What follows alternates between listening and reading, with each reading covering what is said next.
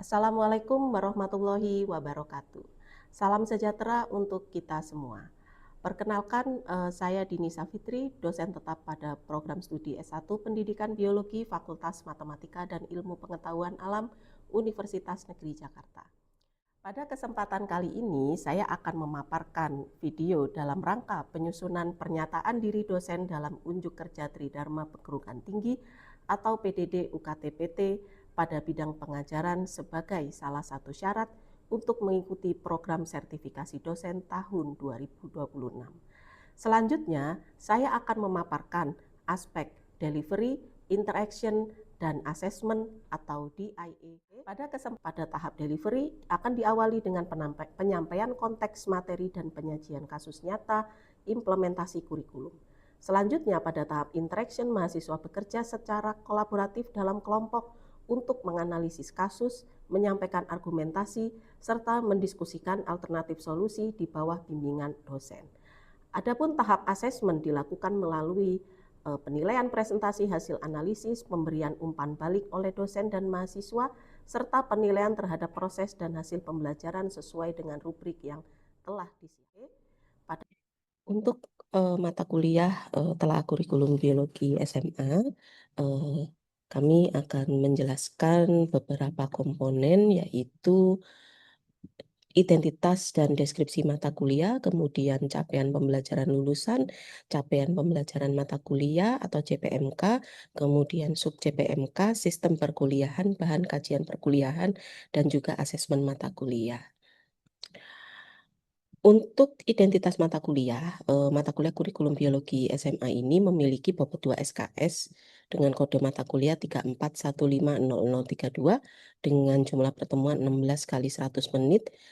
Prasyarat untuk mengambil mata kuliah ini yaitu mahasiswa harus lulus wawasan pendidikan, kemudian perkembangan peserta didik, teori belajar, dan juga landasan pendidikan. Kemudian untuk tim pengampu MK ada 5 orang, yaitu Bapak Ade Suryanda SPD MSI, kemudian Bapak Dr. Hanum Iswaini MSI, kemudian Ibu Daniar Setiorini SPD MPD, Ibu Fitria Pusparini SPD MPD, dan juga saya sendiri yaitu Dini Safitri SPD MPD. Untuk deskripsi mata kuliah ini membekali mahasiswa dengan kemampuan menganalisis kurikulum biologi SMA pada konteks kurikulum nasional dan internasional melalui aktivitas kurikulum reasoning. Kajian mata kuliah meliputi landasan, perkembangan isu kurikulum, capaian pembelajaran, tujuan pembelajaran, alur tujuan pembelajaran, strategi pembelajaran, dan asesmen untuk mendukung implementasi pembelajaran di sekolah. Kemudian untuk CPL yang dibebankan pada mata kuliah ada 5 CPL, yaitu CPL 1 menunjukkan sikap religius, mampu bekerja sama, bertanggung jawab, kreatif, kritis, komunikatif, dan memiliki jiwa kepemimpinan. Kemudian CPL yang kedua menunjukkan kemampuan berpikir konseptual, analitik, logis, kritis, kreatif, dan inovatif untuk menyelesaikan masalah.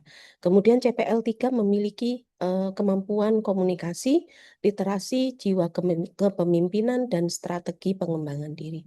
Kemudian CPL 4 yaitu memahami filosofi pendidikan, teori, tujuan, dan penilaian pembelajaran, serta mampu mengimplementasikannya sesuai dengan kurikulum tingkat satuan pendidikan.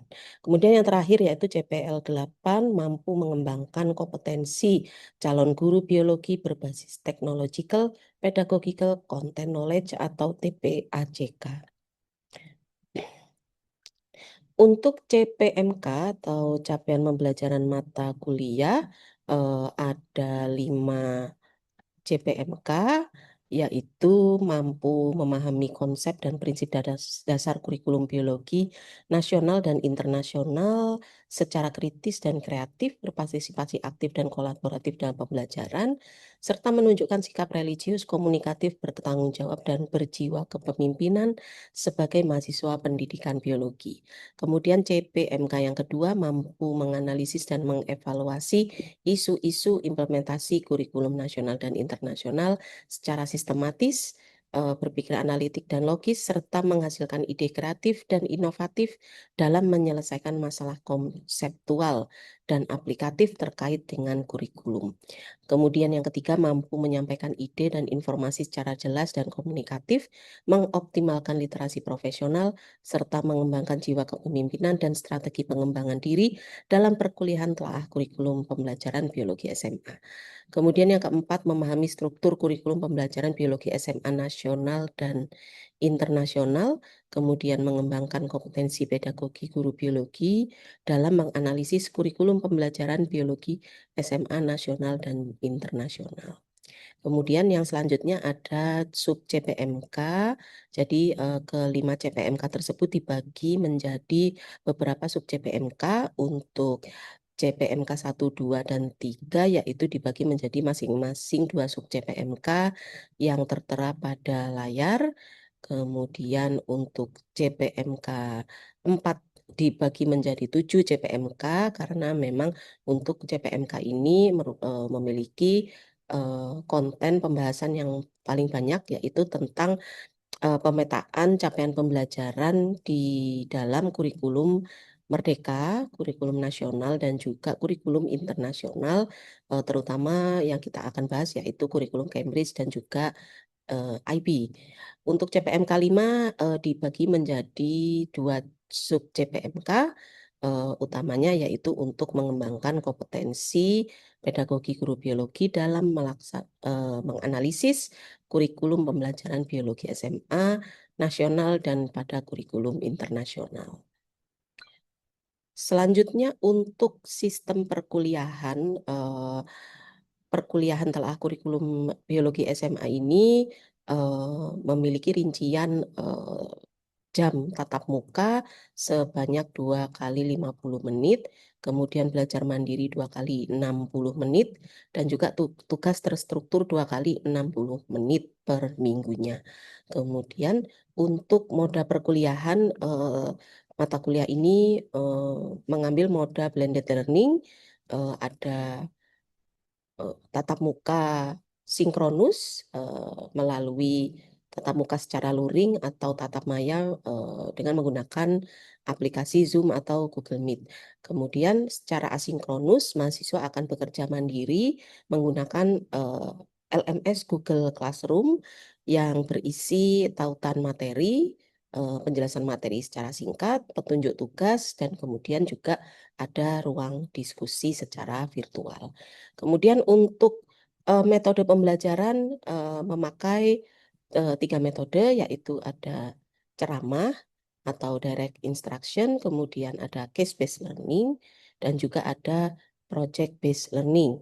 Kemudian untuk assessment ada 2 macam, yaitu formatif berupa mini quiz setiap 2 pertemuan sekali, dimulai dari pertemuan ketiga.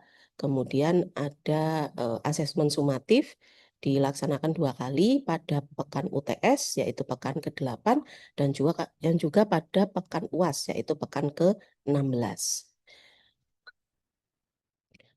Untuk hierarki bahan kajian mata kuliah telaah kurikulum biologi SMA meliputi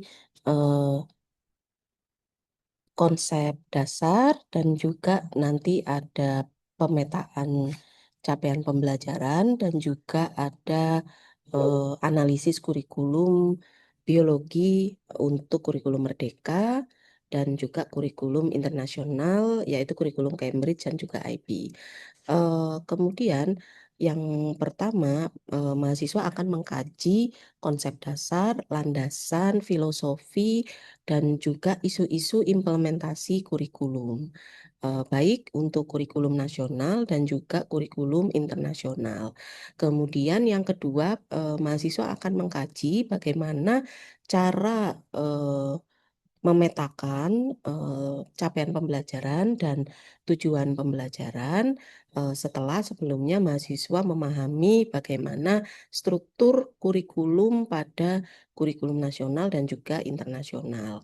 Kemudian yang selanjutnya mahasiswa akan menganalisis bagaimana perbandingan struktur kurikulum antara kurikulum nasional dan juga kurikulum internasional. Kemudian untuk kajian terakhir yaitu mahasiswa akan menganalisis kurikulum dari segi strukturnya, kemudian konten pembelajarannya, kemudian strategi pembelajaran, metode pembelajaran, dan juga asesmen yang diamanatkan oleh kurikulum. Nah, kajian analisis kurikulum ini akan dilakukan untuk kurikulum yang saat ini sedang berjalan, yaitu kurikulum Merdeka dengan pendekatan pembelajaran mendalam dan juga kurikulum internasional, terutama untuk kurikulum Cambridge dan IB yang banyak diimplementasikan di Indonesia. Untuk referensi mata kuliah, kami memberikan kombinasi bermacam-macam referensi, yaitu ada panduan dan naskah kurikulum yang sudah disediakan oleh pemerintah, terutama untuk kurikulum nasional, ya untuk kurikulum Merdeka. Kemudian untuk kurikulum internasional, referensinya ada di website masing-masing lembaga kurikulumnya, yaitu untuk Cambridge dan juga IB. Kemudian referensi berikutnya juga berasal dari integrasi artikel penelitian yang merupakan luaran dari penelitian dan juga pengabdian masyarakat yang dilakukan oleh tim dosen. Dan juga ada referensi artikel dari jurnal internasional bereputasi sebagai tambahan bahan kajian. Ya, kemudian untuk referensi selanjutnya kita ada menggunakan textbook, ya. Ini semuanya versi e-book dan juga ada e-modul yang kami kembangkan sendiri untuk menunjang perkuliahan telaah kurikulum biologi SMA. Keseluruhan referensi ini kami berikan melalui satu link Google Drive yang bisa diakses dan di-download oleh para mahasiswa. Seperti yang tertera di scan barcode yang ada di layar. Nah, kemudian untuk metode perkuliahan, kami memakai 3 metode, yaitu case-based learning, project-based learning, dan juga ceramah atau direct instruction. Untuk case-based learning, kami laksanakan di 5 pekan, yaitu pekan kedua, 4, 5, 6, dan juga 10. Pada perkuliahan di mana case-based learning ini diimplementasikan, mahasiswa melakukan analisis kasus sesuai dengan tema kajian. Kemudian luarannya adalah laporan hasil analisis kasus yang telah mahasiswa kerjakan selama perkuliahan maupun selama tugas mandiri atau kegiatan mandiri. Kemudian untuk project based learning diselenggarakan di pekan kedua sampai ke 13 secara bertahap.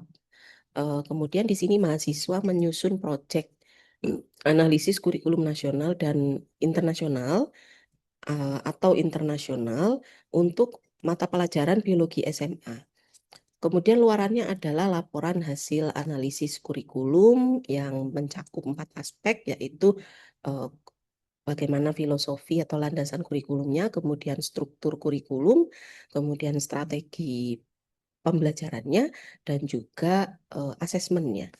Kemudian untuk ceramah dan direct instruction ini hampir dilakukan di semua pekan, meliputi paparan materi dari dosen untuk mengawali perkuliahan dan juga untuk penguatan atau review materi, serta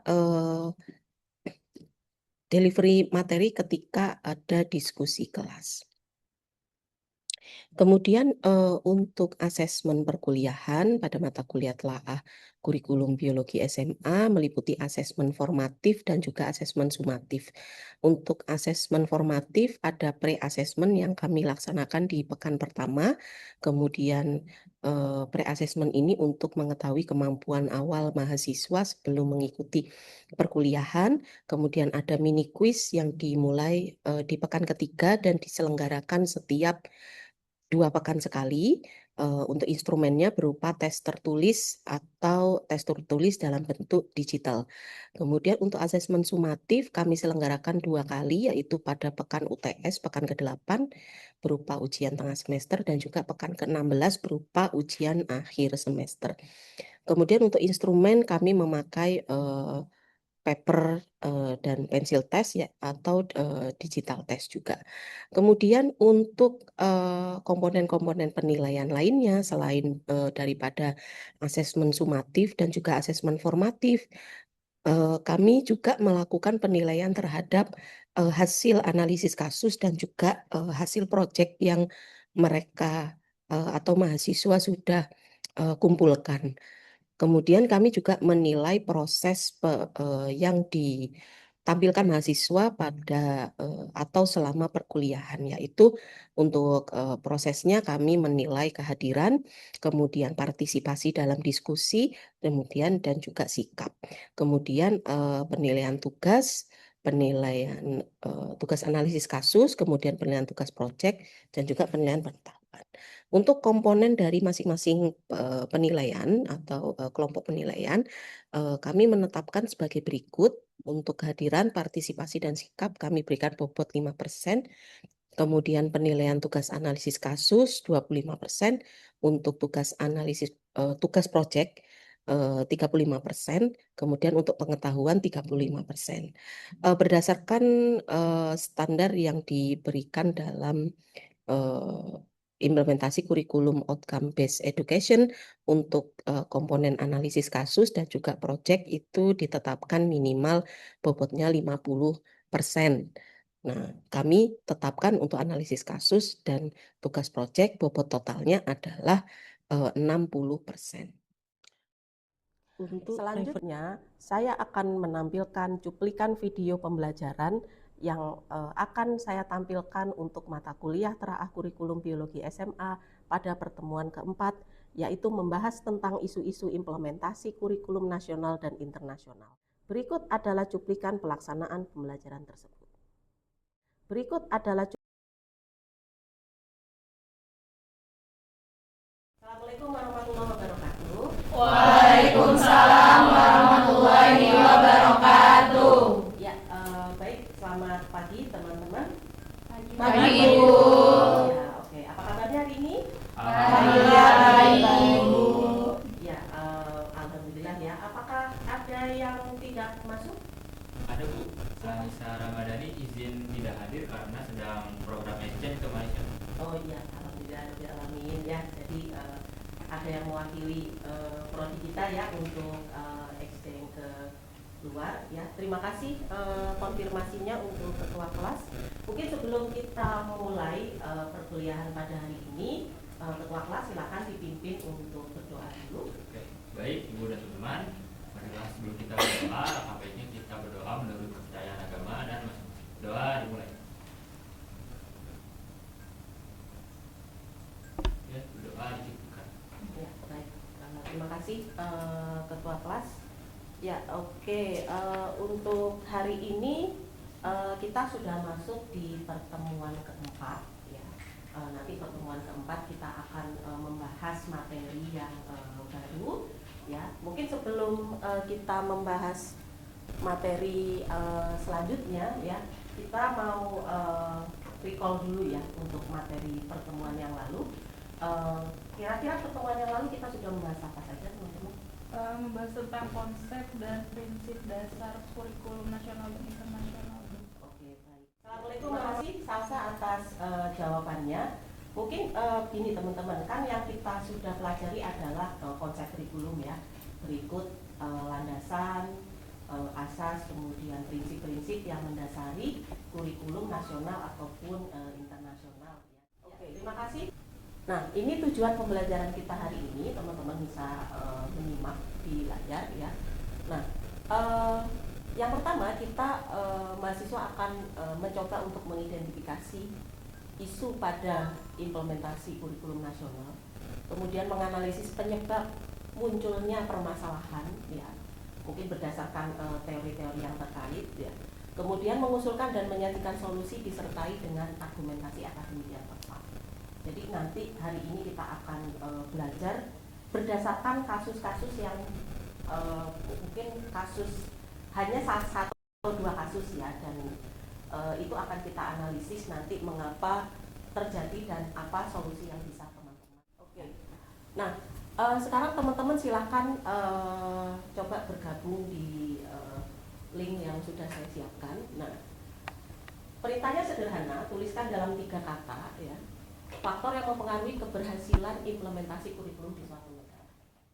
Ya, kata kunci lainnya ada yang berbicara kompetensi ya, fasilitas, karakteristik murid ya, kemudian apalagi SDM ya, kebijakan ya, itu nanti kan ini pendapat dari teman-teman ya. Nanti kita akan coba di kegiatan hari ini ya, kita akan coba menganalisis ya kasus yang mungkin ini kasus adalah 1 atau 2 kasus di antara ribuan kasus yang terjadi di negara kita ya. Kita ambil konteks aja di negara kita. Baik teman-teman, sekarang kita akan coba bagi menjadi 4 kelompok ya. Jadi mohon diatur kursinya ya agar cukup menjadi 4 kelompok. Ini ada berapa orang? Ada 12 orang. 12 orang ya. Oke, 12 orang berarti 1 kelompok ada 3 orang ya. Silakan kita atur dulu bangkunya agar bisa muat untuk 4. Kita orientasi kasusnya dulu ya. Linknya sudah saya sediakan untuk kelompok 1, 2 dan kelompok 3, 4. Silakan diklik masing-masing. Sudah bisa terbuka? Oke, sudah bisa terbuka ya. Nanti kalau sudah bisa terbuka silakan dibaca dulu. Silakan dibaca, dipahami. Mungkin saya beri waktu sekitar 5 menit ya. Nanti saya akan berkeliling mungkin untuk mengecek progres dari teman-teman semua.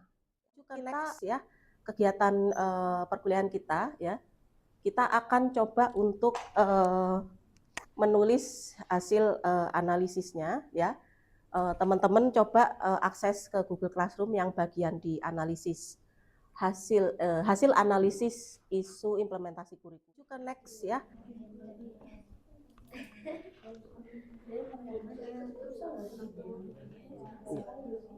Bagaimana kelompok 1? Teman kelompok 1? Ya. Nah nanti itu ya, jangan sampai di luar pertanyaan jadi hasil menganalisisnya nanti. Selamat siang Ibu Dini dan teman-teman semua. Saya Sofia Rahmanita, perwakilan dari kelompok 1, izin menyampaikan hasil analisis dari kelompok kami. Untuk soal yang pertama itu apa permasalahan atau isu utamanya? Dari artikel, isu utamanya itu guru masih belum move on dengan kurikulum yang lama. Jadi cara mengajar yang lama kan, kalau kurikulum yang baru ini kan ada namanya pendekatan deep learning, dan guru di sekolah itu kenyataannya masih banyak yang berfokus pada guru itu sendiri, jadi masih research center. Jadi banyak miskonsepsi gitu ya, miskonsepsi yang terjadi, di mana guru ini kan sebenarnya kan sebagai pelaksana kurikulum gitu, hingga perannya itu sebagai pelaksana kurikulum itu sangat vital. Nah jadi saya ingin bertanya pada kelompok 4, kelompok 3, bagaimana sih tanggapannya terhadap pernyataan tersebut. Terima kasih. Oke, baik, terima kasih Raffi atas pertanyaannya. Jadi menurut kelompok kami pendekatan tadi ya deep learning ya, itu bukan kurikulum, itu sebenarnya menurut kami itu pendekatan. Jadi mungkin adanya miskonsepsi dari guru tentang pendekatan ini, jadi sering dianggap kurikulum. Mungkin diperlukan sosialisasi dan pelatihan supaya guru itu memahami bahwa deep learning itu sebuah pendekatan bukan kurikulum, agar terciptanya pengalaman belajar yang bermakna. Gitu. Oke, baik, terima kasih Sarabila atas jawabannya. Kita akan sebelum mengakhiri perkuliahan kita akan ada kuis ya, mini kuis. Silahkan di scan barcode atau teman-teman bisa masukkan kode di websitenya ya. Ini sudah ada 4 orang yang bergabung ya. Ada Siva, Mutia, Inka, Arika, Salsa, Egi, Naswa. Ayo yang lain. Oke.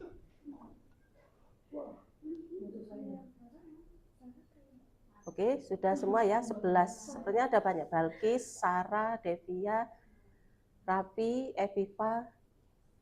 Oke, Aman semua? Ada yang terkendala? Aman. Aman.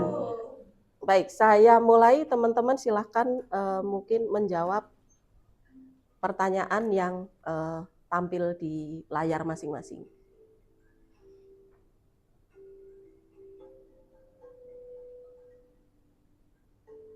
Nanti kita lihat ya siapa yang paling banyak dan paling cepat menjawab ya. Oke.